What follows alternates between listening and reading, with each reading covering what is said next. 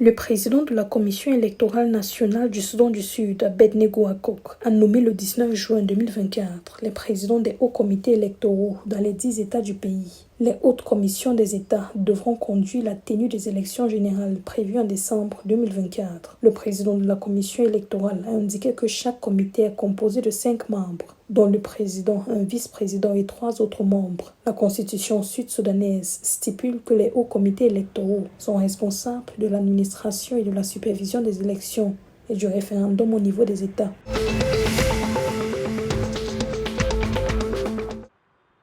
L'Éthiopie a annoncé la découverte de 21,3 milliards de mètres cubes de réserves de gaz naturel dans la région d'Ogaden, au sud-est du pays. La présence de réserves de gaz naturel a été confirmée par une enquête appuyée par un forage de 19 puits dans la région, selon le ministère des Mines.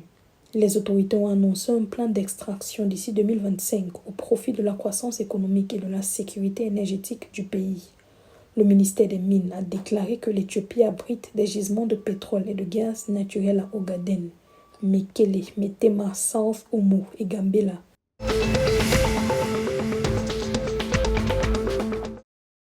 Le Rwanda a besoin d'1,5 milliard de dollars pour parvenir à un accès universel à l'énergie d'ici 2029, selon le Rwanda Energy Group, dans le cadre de sa stratégie nationale de transformation. Le gouvernement rwandais a pour objectif d'augmenter la capacité de production énergétique du pays de 208 MW en 2017 à 556 MW en 2024 en développant des projets hydroélectriques de méthane thermique, d'énergie solaire et d'autres énergies renouvelables.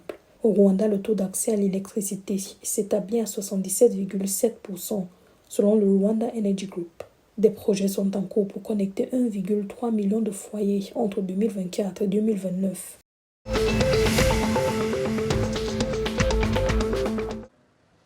La Somalie intensifie sa lutte contre le choléra alors que le nombre de décès dus à l'épidémie est passé à 123 depuis janvier 2024. Les chiffres du ministère de la Santé révèlent qu'un total de 14 389 cas de choléra ont été signalés dans le pays depuis janvier avec un taux de létalité de 1%. La hausse des cas de choléra a été attribuée à l'accès limité à l'eau potable, un niveau élevé de malnutrition chez les enfants, au manque d'assainissement adéquat et aux difficultés d'accéder aux centres de santé. Le gouvernement somalien travaille en collaboration avec l'Organisation mondiale de la santé pour stopper la propagation de la maladie.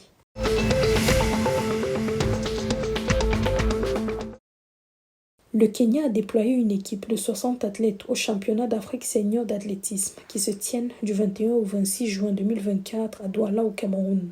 Le championnat présente une opportunité pour de nombreux athlètes d'obtenir des notes de qualification pour les Jeux olympiques de Paris 2024. Parmi les athlètes figure Marc Otieno, triple champion national du 100 mètres, qui vise à atteindre la norme de qualification olympique de 10 secondes. Des champions nationaux comme Ronsa Konga, vainqueur du semi-marathon de Prague 2023, et le coureur sur route Joseph Kipton apporteront leur profondeur et leur expérience à l'équipe dans le but de garantir au Kenya la première place du classement des médailles en Afrique.